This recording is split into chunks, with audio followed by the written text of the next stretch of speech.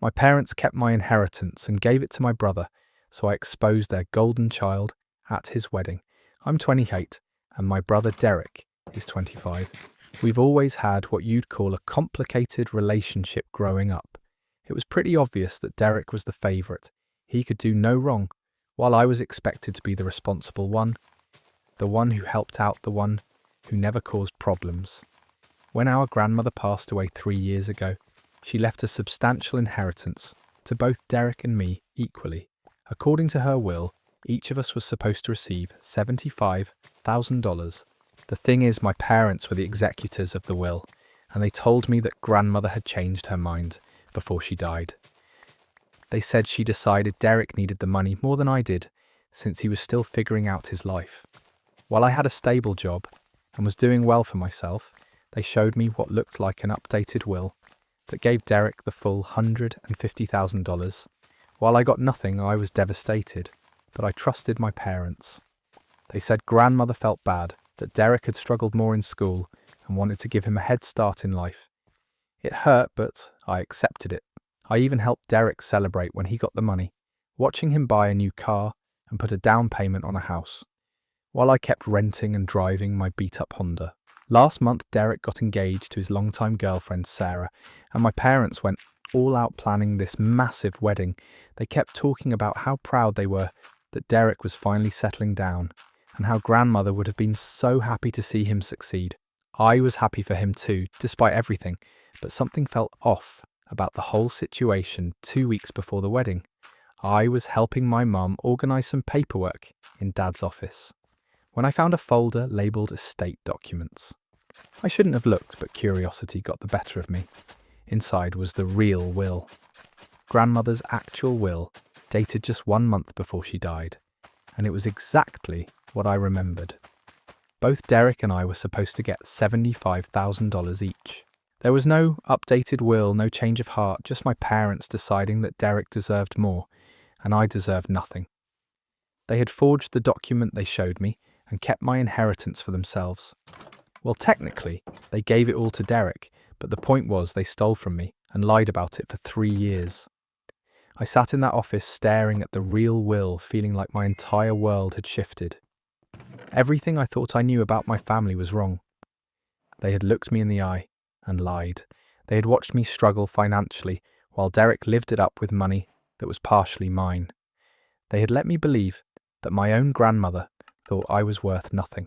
I made copies of everything and went home to think I could have confronted them. Privately, could have demanded my money back and left it at that, but something inside me was done. Being the quiet, responsible one who always took the high road, they had humiliated me for years, made me feel less than, and now I knew it was all based on lies. Derek's wedding was held at a beautiful venue with about 200 guests during the reception. After dinner, there's always that moment where family members give toasts. My parents had already spoken, talking about how proud they were of Derek and how he'd grown into such a responsible young man. Then Derek stood up to thank everyone. That's when I stood up too. I asked for the microphone and Derek handed it over with a smile, thinking I was just going to give a sweet brotherly toast instead. I pulled out the copies of the real will and began reading it aloud. Word for word, the room went dead silent as I explained how our grandmother had left us equal inheritances and how my parents had decided Derek deserved it all. I read the dates, I showed the differences between the real will and the fake one they had created. I watched my parents' faces turn white as I laid out exactly how they had stolen my inheritance and given it to their golden child. Derek looked confused at first, then horrified as he realised what this meant. Sarah was mortified, the guests were whispering and gasping. My parents tried to interrupt, tried to say I was lying, but I had the documents right there in black and white. I ended by saying, "Congratulations, Derek, on your wedding and on the house and car you bought with my money. I hope it was worth it." Then I handed back the microphone and walked out of the reception. The fallout was immediate. Derek called me that night, crying, saying he had no idea and that he'd pay me back. My parents sent angry texts calling me selfish and saying I had ruined Derek's special day. Other family members started reaching out, some supporting me, others saying I should have handled it privately. Derek did try to make things right. He sold the car and took out a loan to pay me back. The $75,000 I was owed plus interest, my parents on the other hand doubled down. They said they had done what was best for the family and that I was being vindictive. I don't regret what I did. They stole from me and lied about it for years. They let me believe my grandmother didn't love me equally. They watched me struggle while Derek lived off money that was partially mine. If they wanted to keep it private, they should have been honest from the beginning. That's the end of that story. And honestly, I'm team poster on this one. Like, stealing someone's inheritance and then gaslighting them about it for 3 years. That's next level manipulation. The wedding toast was definitely dramatic, but sometimes the truth needs a spotlight. Let's move on to our next story, because this one's about to make you question everything. You know about workplace boundaries. I reported my co-worker for harassment after she kept trying to set me up with her daughter. I work at a mid-sized accounting firm, and I've been there for about 4 years. I'm 29, single, and generally keep my personal life pretty separate from work. I'm friendly with my co-workers, but I don't really socialise outside the office or share much about my dating life. About 6 months ago, we hired a new senior accountant named Linda. She's in her 50s, really nice, and competent at her job. We got along well professionally, and she seemed like a good addition to the team.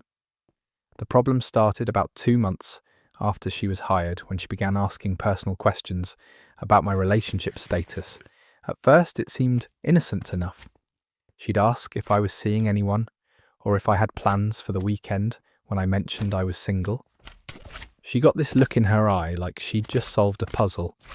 She started talking about her daughter Jessica, who was also single. And around my age, she showed me pictures and talked about how smart and beautiful Jessica was. I politely deflected these conversations and tried to steer things back to work topics. But Linda was persistent. She'd bring up Jessica, constantly talking about her job, her hobbies, her personality. She'd mention how Jessica was looking for a nice guy and how she thought we'd be perfect together. Things escalated when Linda started leaving Jessica's social media profiles open on her computer. When I'd walk by her desk, she'd call me over to show me Jessica's latest photos or posts. She'd say things like, "Look how pretty she looks in this dress," or "She just got promoted at her marketing job. Isn't that impressive?" I tried to be clear that I wasn't interested in being set up. I told Linda that I preferred to meet people naturally and that I didn't really date people. Through family connections, she seemed to take this as a challenge rather than a boundary. Linda started inviting me to family events. She'd say things like, "We're having a barbecue this weekend. You should come. Jessica will be there." Or "Jessica and I are going to that new restaurant downtown. You should join us." I always declined, but she kept asking. The situation got really uncomfortable when Linda started bringing Jessica to work, events she'd invite her to office, happy hours, company picnics, and holiday parties. Jessica seemed nice enough, but it was obvious that Linda was orchestrating these encounters. She'd seat us together at dinner or suggest we share an Uber home. I started avoiding office social events, which wasn't great for my career, but I felt trapped. Linda would corner me at these events and basically force interactions with Jessica. She'd disappear conveniently, leaving us alone together, or she'd bring up conversation topics that she thought would interest both of us. Things reached a breaking point last month when Linda gave Jessica my personal phone number. Without asking, Jessica started texting me, asking if I wanted to grab coffee or see a movie. I was polite but firm in declining, but then Linda started asking me why I wasn't responding to Jessica's messages. Linda began making comments about my dating life in front of other co-workers. She'd say things like, "I don't understand why you're still single. Jessica is such a catch," or "Maybe you're just too picky." She started speculating about my sexuality, suggesting that maybe I wasn't interested in women at all. The final straw came when Linda scheduled a fake work meeting. She sent me a calendar invite for a client consultation at a coffee shop downtown. When I arrived, Jessica was there instead. Linda had set up an ambush date. She told Jessica It was a casual meet-up and told me it was work-related. I left immediately and went straight to HR the next morning. I filed a formal complaint explaining the months of harassment, the boundary violations, and the fake meeting setup. I provided documentation, including the calendar invites and screenshots of Jessica's texts that I'd received after Linda gave out my number. HR took it seriously. They interviewed Linda and several co-workers who had witnessed her behaviour. Linda was given a formal warning and told to cease all personal matchmaking activities. She was also required to attend sensitivity training about workplace boundaries. Linda was furious. She accused me of overreacting and said she was just trying to be nice. She claimed that her intentions were good and that I was being ungrateful for her attempts to help my love life. Some of my co-workers think I should have just talked to Linda directly before involving HR. But here's the thing, I did try to set boundaries multiple times. I was clear that I wasn't interested, and she ignored every signal I gave her. She violated my privacy by sharing my contact information. She created uncomfortable situations at work, and she manipulated both Jessica and me with the fake meeting. Linda still works here, but she barely speaks to me now, which honestly is a relief. Jessica sent me an apologetic text saying she had no idea her mum was being so pushy and that she was embarrassed by the whole situation. I appreciated that and told her no hard feelings, since she wasn't the one crossing boundaries. I don't regret reporting Linda. Some people say I should have handled it differently, but months of increasingly invasive behaviour and the final ambush meeting crossed every professional line. There is workplace harassment, doesn't have to be romantic or sexual, to be inappropriate and harmful. That story is absolutely wild, and honestly, reporting Linda was the right call. Like, imagine thinking you can orchestrate someone's entire love life at work. The fake meeting setup was basically workplace catfishing. Our next story is going to make you rethink everything about family loyalty. I cut off my sister's wedding funding after she uninvited me for being gay. I'm 32 and my sister Emma is 27. We've always been close, or at least I thought we were. I came out to my family when I was 25, and while it took some adjustment, everyone seemed to accept it. My parents were supportive, and Emma always said she loved me, no matter what. Emma got engaged last year to her boyfriend Marcus, who I'd met a few times. He seemed nice enough, though we never really clicked. Emma was over the moon, planning this huge wedding she'd dreamed about since we were kids. She wanted everything perfect, the dress, the venue, the flowers, the whole fairy tale. Here's where it gets complicated. I'm pretty well off financially. I work in tech, and I've been lucky with some investments. Emma, on the other hand, works as a teacher, and Marcus is still finishing grad school. They don't have much money for the kind of wedding Emma wanted. When Emma first got engaged, she came to me crying about how she couldn't afford her dream wedding. She showed me all these Pinterest boards and magazine clippings of what she wanted. It was going to cost at least $40,000, which was way beyond their budget. I offered to pay for the entire wedding. As my gift to her, I told her I wanted her to have everything she'd dreamed of, and that money wasn't an issue for me. Emma was so grateful. She hugged me and cried, saying I was the best brother in the world, and how lucky she was to have me. We spent months planning together. I paid deposits for the venue, the caterer, the photographer, the florist, everything. Emma would run every decision by me since I was footing the bill, and I was happy to be so involved in making her day special. She kept saying how perfect everything was going to be. About 3 months before the wedding, Emma called me, sounding nervous. She said she needed to talk to me about something important. When we met for coffee, she looked uncomfortable and kept fidgeting with her engagement ring. She told me that Marcus had been having second thoughts about some of the wedding guest list, specifically about me bringing my boyfriend David to the wedding. Emma said Marcus came from a very traditional religious family, and that having an openly gay couple at the wedding might make his relatives uncomfortable. I was confused because this had never been an issue before.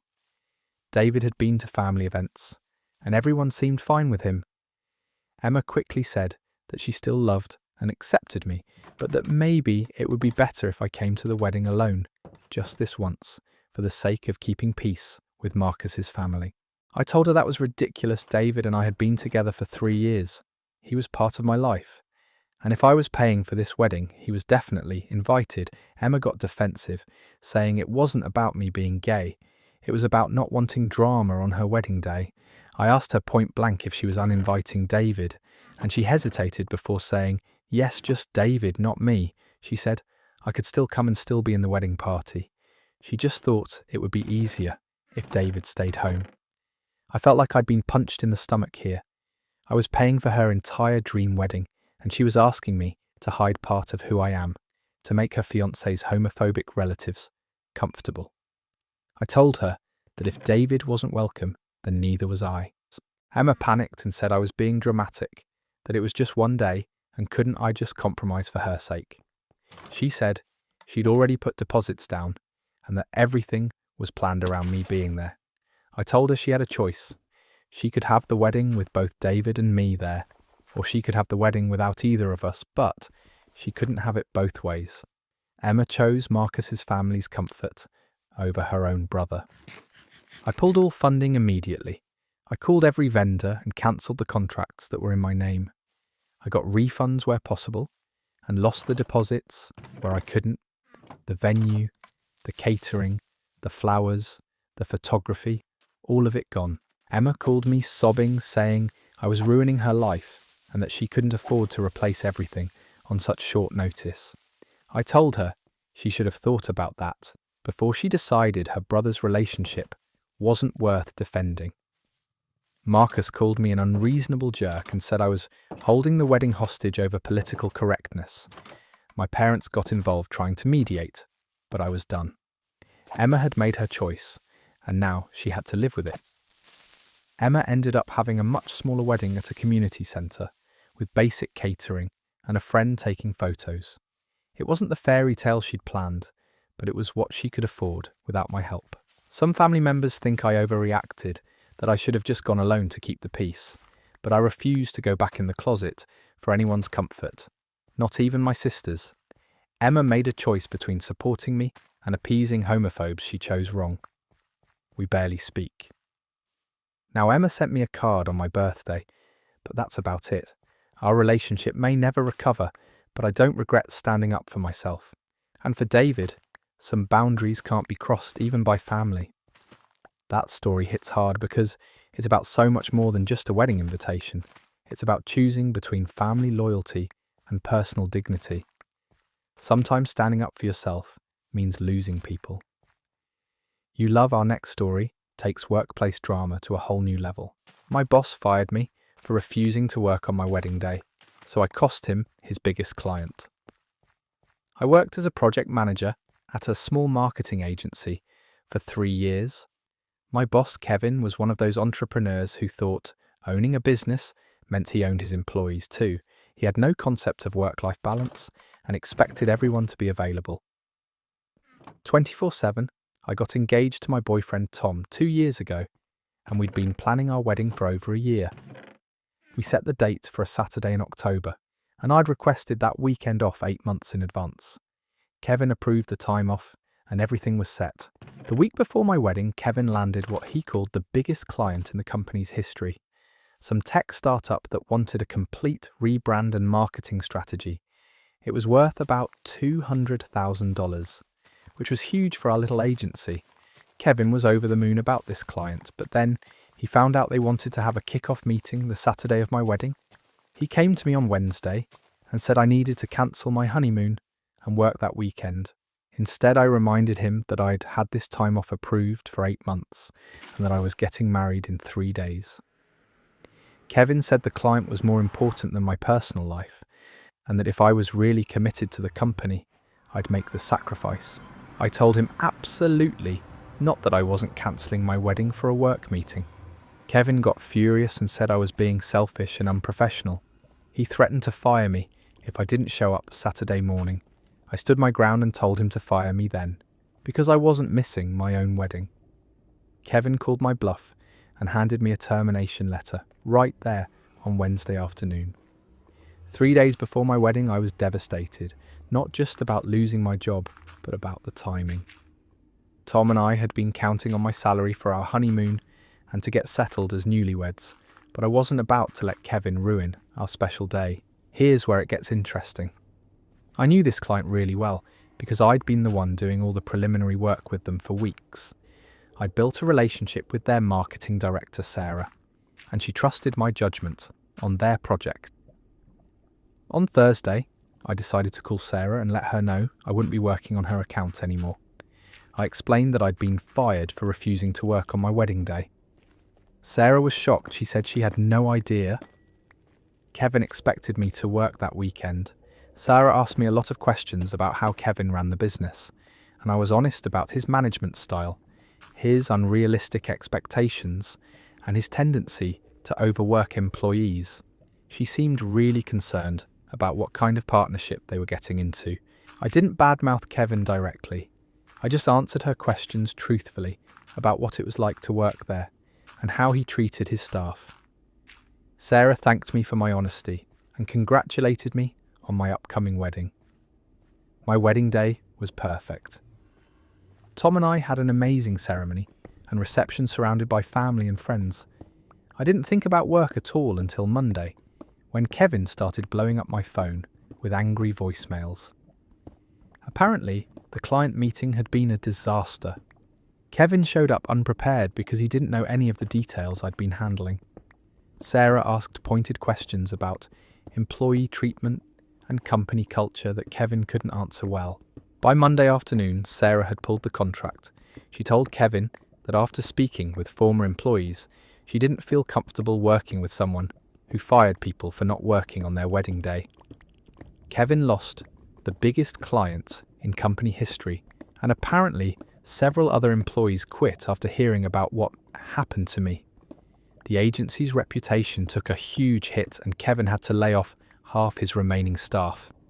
Kevin kept calling me, begging me to call Sarah and fix things he offered me, my job back with a raise, and promised better work-life balance. I told him I wasn't interested and that he'd made his choice when he fired me.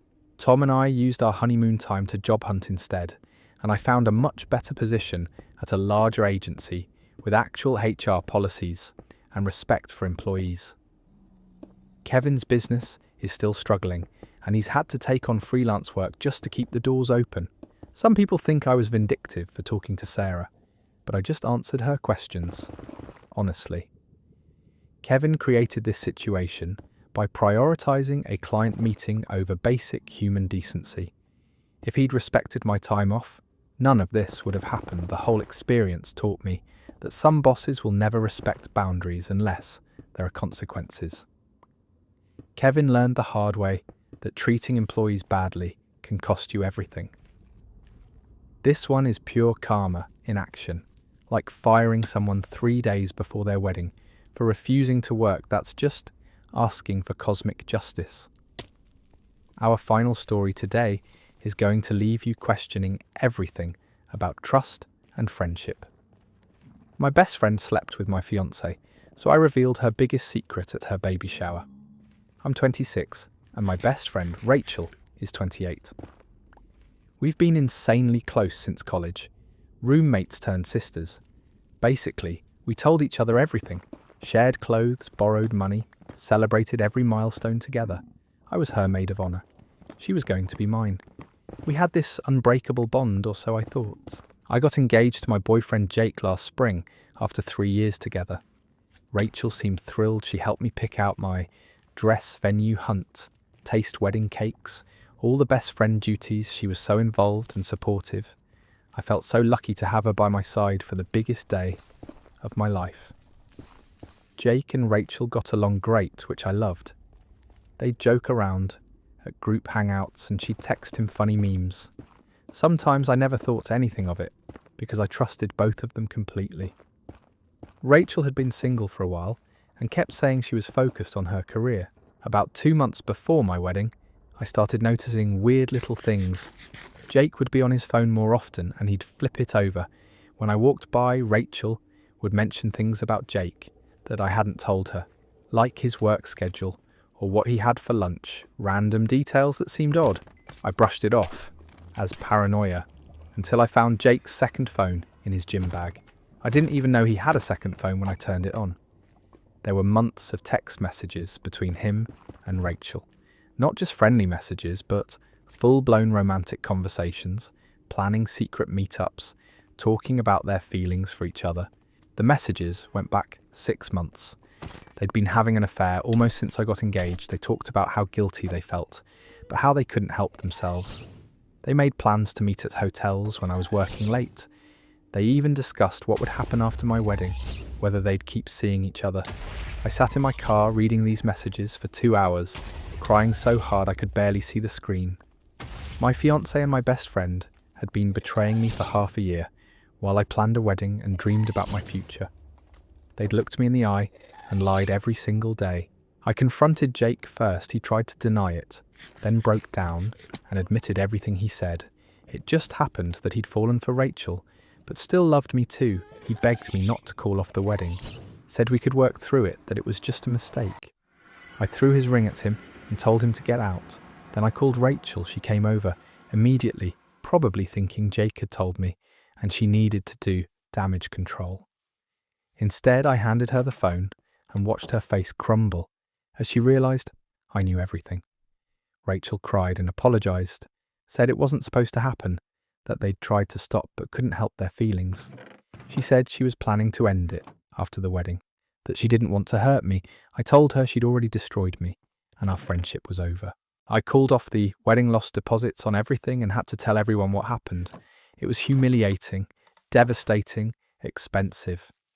My whole life plan crumbled because the 2 people I trusted most had betrayed me, in the worst possible way. But here's where it gets interesting. Rachel was pregnant. She'd been hiding it for about 3 months, and hadn't told anyone yet, except Jake, apparently.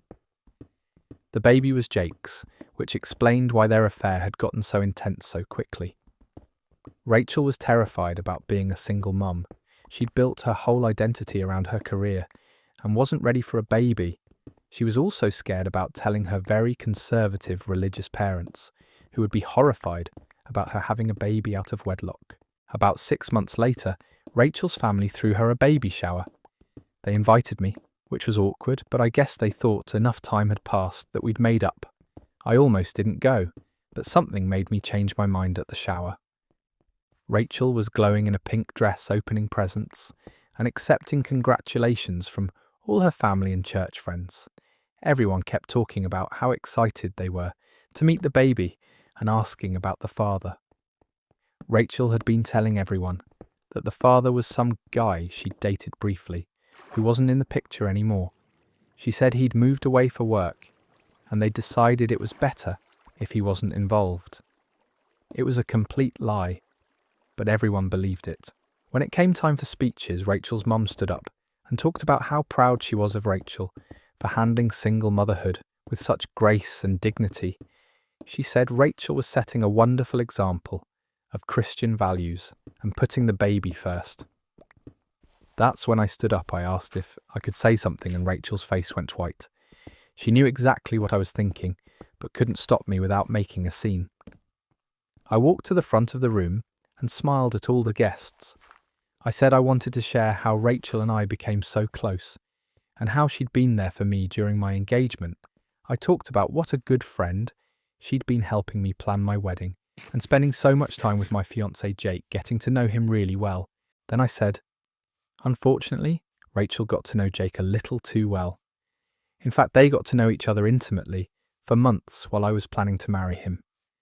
The baby Rachel's carrying is actually my ex-fiancé's child, conceived during their affair. The room went dead silent. You could hear a pin drop. Rachel started crying and tried to say I was lying, but I pulled out printed screenshots of their text messages. I read a few of the more romantic ones aloud, including one where Jake talked about hoping the baby would have Rachel's eyes. Rachel's mum fainted. Her dad started yelling, asking if it was true. Rachel broke down and admitted everything through tears. The guests were horrified. Some left immediately. Others stayed to comfort Rachel's parents, who were completely devastated. I calmly gathered my purse and coat and walked out, leaving Rachel to deal with the fallout she'd created. The affair had consequences, and now everyone knew the truth about her perfect single mum story. Rachel texted me later, calling me vindictive and cruel, saying I'd destroyed her relationship with her family over something that was already in the past. I told her she'd destroyed my life first and that their actions have consequences. Her parents ended up kicking her out temporarily until she could prove she was committed to raising the child properly. Jake stepped up, and they're trying to co-parent now, but it's messy and complicated, exactly what they deserved. Some people think I went too far, that I should have let sleeping dogs lie, but Rachel built her whole redemption story on lies she let her family praise her for, values she'd completely abandoned while betraying me. If she wanted privacy, she shouldn't have invited me to watch her accept praise for being someone she wasn't. That story is absolutely savage, but honestly, Rachel had it coming. Like the audacity to invite your ex-best friend to your baby shower after stealing her fiancé is just mind-blowing. Sometimes the truth needs to come out in the most public way possible. Let's move on to our next story, because this one involves some serious workplace revenge. My co-worker stole my promotion, so I exposed her fake degree. I work in marketing at a decent-sized company, and I've been there for 4 years. I'm 29, and I've worked really hard to move up the ladder.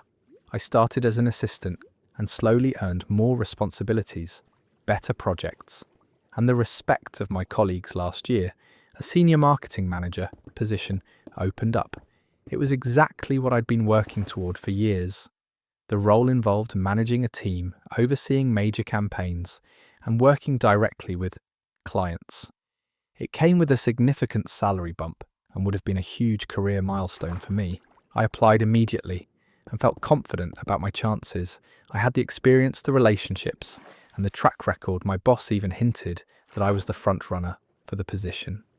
I started mentally planning how I'd restructure some of our processes and which team members I'd want to work with. About a week after I applied, a new woman named Sandra joined our department as a marketing specialist. She was around my age, very polished and confident. She mentioned having an MBA from a prestigious university and extensive experience at top firms. Sandra was charming and made friends quickly. She had this way of inserting herself into important conversations and meetings. Even though she was new, she'd offer opinions on strategies and processes, acting like she had years of experience at our company. Within her first month, Sandra somehow found out about the senior manager position. Even though it hadn't been posted externally, she went straight to our director and expressed interest in applying. The director was impressed by her credentials and agreed to consider her.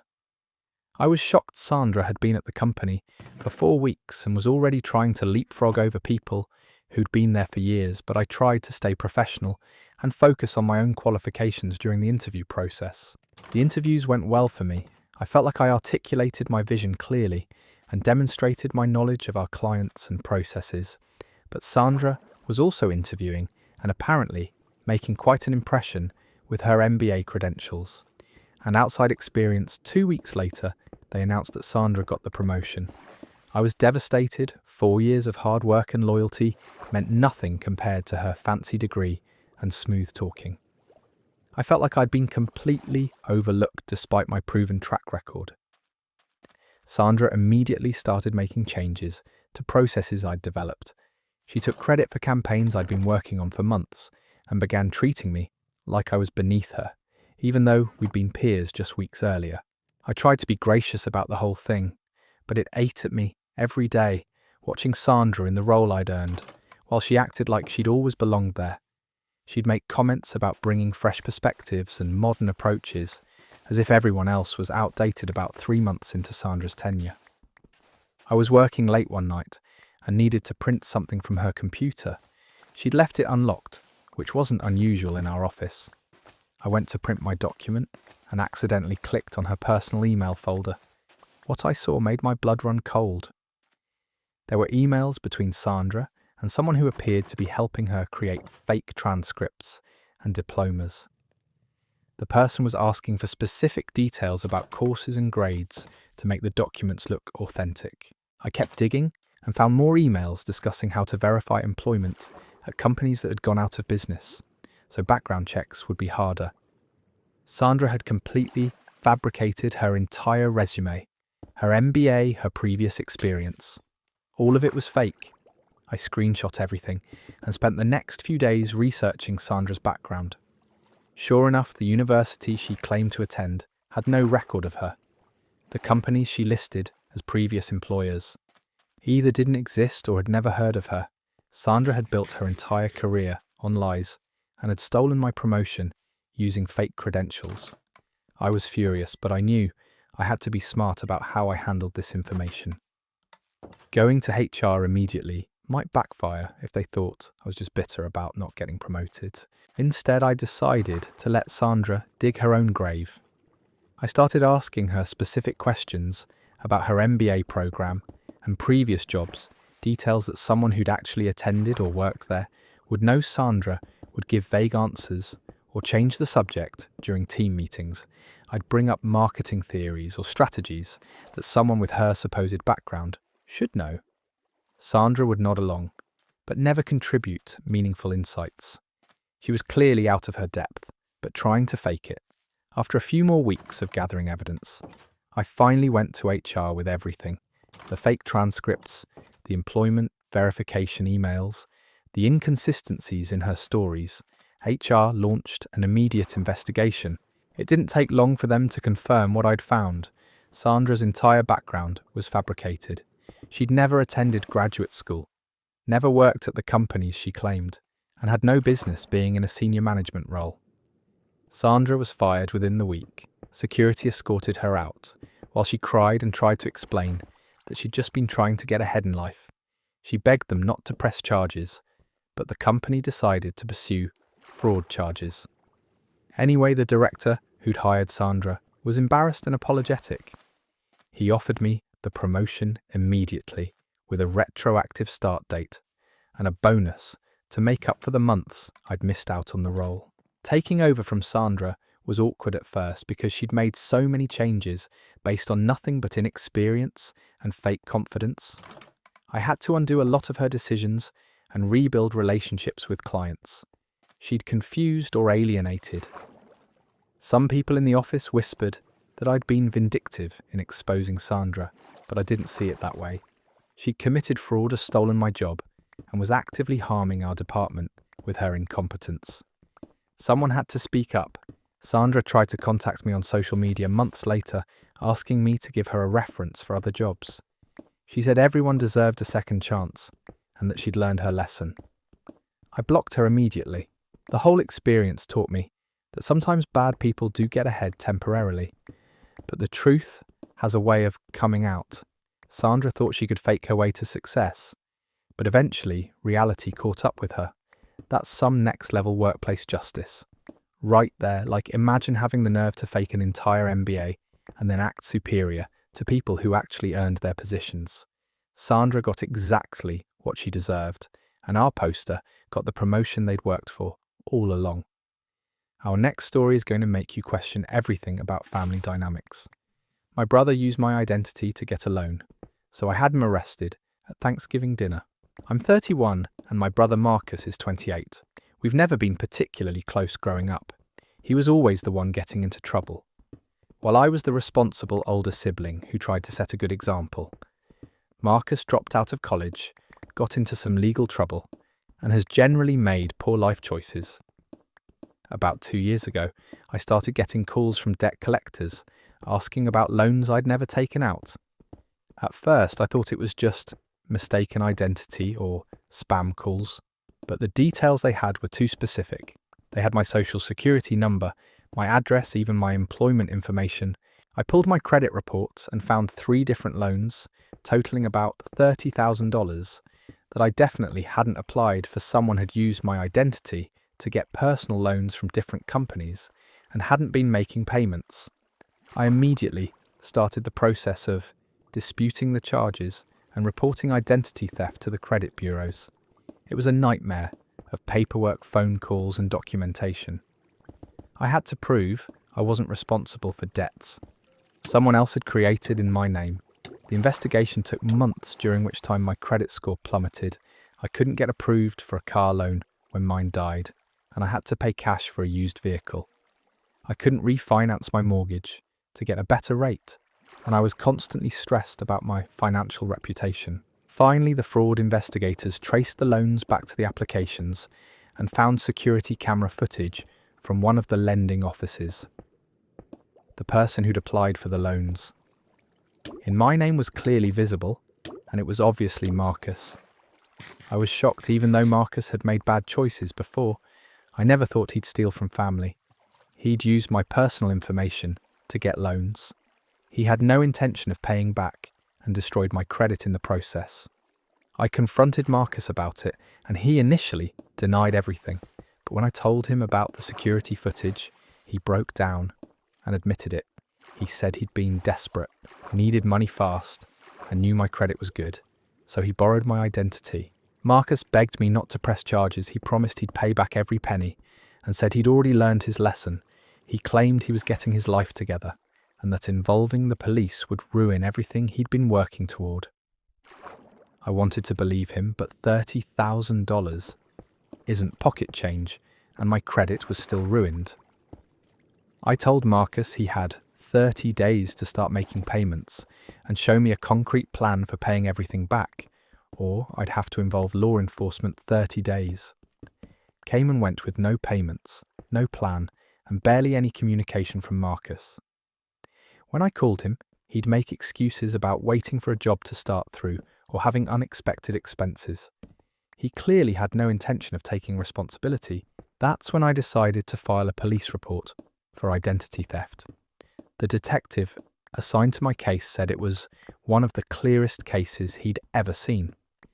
The evidence was overwhelming, and Marcus had essentially confessed when I confronted him. The detective said they'd issue a warrant for Marcus's arrest, but it might take a few weeks to process everything. Meanwhile, our family's annual Thanksgiving dinner was coming up, and Marcus would definitely be there. I didn't tell anyone in my family what was happening. I figured they'd try to talk me out of pressing charges or guilt me into handling it privately, but Marcus had stolen from me and destroyed my credit. He needed to face real consequences. Thanksgiving dinner was at my parents' house like always. The whole extended family was there. Aunts, uncles, cousins, everyone gathered around the dinner table, sharing what they were grateful for. Marcus even gave a little speech about family being the most important thing in life, right after dinner while everyone was having dessert and coffee. 2 police officers knocked on the front door. My mum answered, and they asked if Marcus was there. When she said yes, they asked to speak with him. Marcus came to the door, and the officers immediately placed him under arrest for identity theft and fraud. They read him his rights right there in front of the entire family, while everyone watched in shock. The room erupted in chaos. My mum started crying. My dad demanded to know what was happening. Aunts and uncles were asking questions. Marcus looked at me with this expression of complete betrayal as they put him in handcuffs. I stood up and explained to everyone exactly what Marcus had done, how he'd stolen my identity, racked up $30,000 in debt, and ruined my credit. I told them I'd given him a chance to make it right, and he'd chosen to ignore his responsibilities.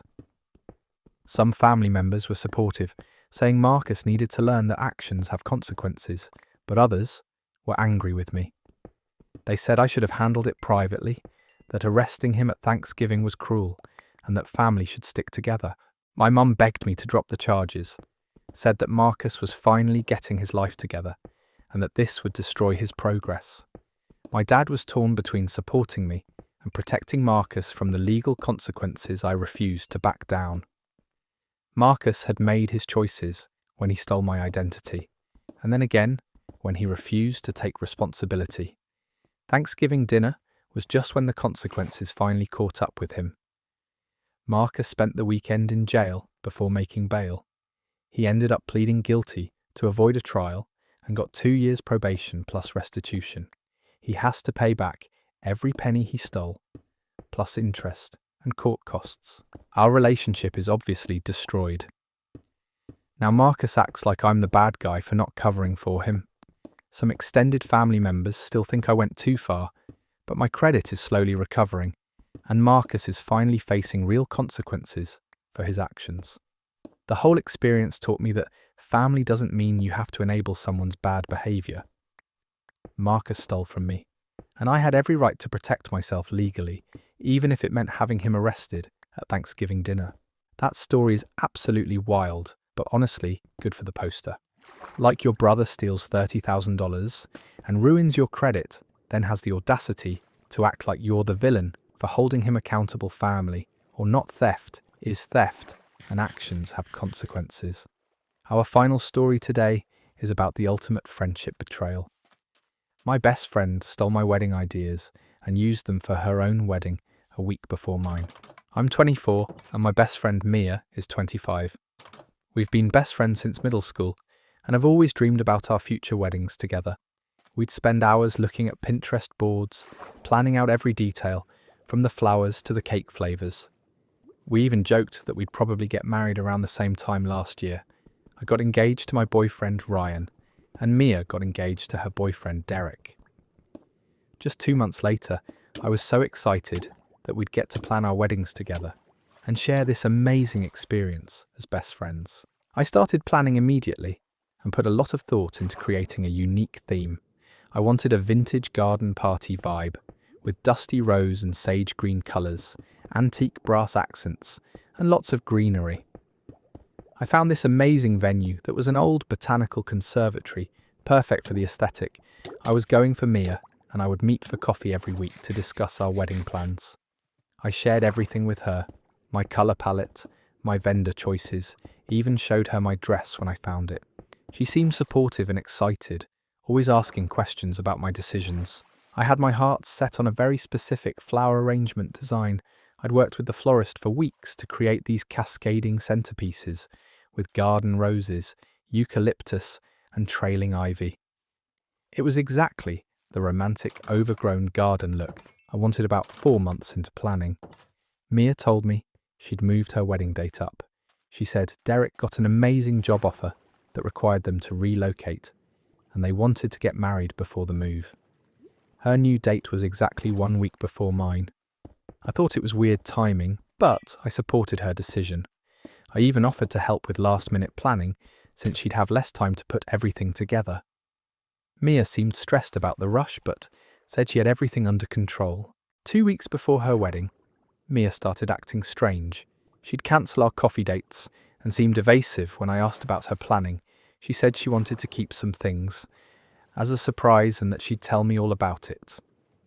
After the wedding, the night before Mia's wedding, I was scrolling through social media when I saw posts from her venue setup, and I couldn't believe what I was seeing. Her entire wedding looked exactly like mine. The same colour scheme, the same vintage garden aesthetic, even the same antique brass details. I called Mia immediately, and she didn't answer, so I drove to her venue to see for myself. When I walked into the reception space, it was like looking at my own wedding. The centerpieces were identical to what I'd designed. The linens were the exact same dusty rose colour. Even the string lights were hung the same way. I found Mia and confronted her about copying my entire wedding design. She got defensive and said that great minds think alike, that we'd both been inspired by the same aesthetic, and it wasn't her fault. We had similar taste, but it wasn't similar taste. It was identical execution, down to the specific flowers, the exact table settings, even the same vintage books used as decoration. I'd shared photos of everything with her during our planning sessions, and she'd recreated it perfectly. Mia's wedding was beautiful, but it was painful to watch because it was supposed to be my wedding. A week later, every detail I'd carefully planned and dreamed about was happening in front of me at someone else's celebration. The worst part was that all our mutual friends were at Mia's wedding, seeing my ideas for the first time. They kept complimenting her on her amazing creativity and unique vision, not knowing that every single detail had been stolen from my plans after the wedding. I was devastated. I'd spent months creating this vision, and now it was going to look like I was the one copying Mia. When my wedding happened a week later, everyone would think I'd stolen her ideas. I considered changing everything about my wedding, but it was too late to make major changes. With a week's notice, I'd already paid deposits, and my vendors couldn't accommodate completely new designs on such short notice. My wedding ended up being beautiful, but the whole day felt tainted. People kept making comments about how similar it was to Mia's wedding the week before. Some even asked if we'd planned it together as some kind of theme. Mia acted like nothing had happened. She posted photos from my wedding with captions about how gorgeous it was and how happy she was to celebrate with me. The audacity was unbelievable. After both weddings were over, I cut contact with Mia completely. I couldn't maintain a friendship with someone who'd stolen my wedding and then pretended it was just a coincidence our mutual friends were confused about why we suddenly weren't speaking. Months later, I found out through other friends that Mia had been planning to copy my wedding from the beginning. She'd moved her date up specifically to have hers first, so it would look like I was the copycat. She'd manipulated the entire situation. Mia tried to reach out on my birthday with a long text about missing our friendship and not understanding why I was being so distant. I never responded because there was nothing left to say. She'd betrayed me in the worst possible way. Some people think I overreacted, that weddings are just one day, and I should have been happy for my friend. But Mia didn't just copy a few details. She stole my entire vision and executed it first to make me look like the unoriginal one. The whole experience taught me that some people will take advantage of your trust in the worst ways. Mia destroyed our friendship for a few compliments about her wedding creativity when none of it was actually hers. That's the end of that story. And wow, the level of calculated betrayal there is just staggering. Like moving up your wedding date specifically to steal your best friend's entire vision. That's some serious friendship sabotage right there. That story really shows how some people will sacrifice years of friendship for one perfect day. And that wraps up today's collection of absolutely wild Reddit drama stories, from inheritance theft at weddings to workplace harassment to identity fraud. These stories really make you appreciate the people in your life who actually have your back.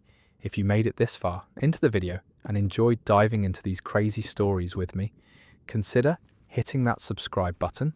It really helps the channel grow and means I can keep bringing you more of this content. Thanks for hanging out, and I'll see you in the next one.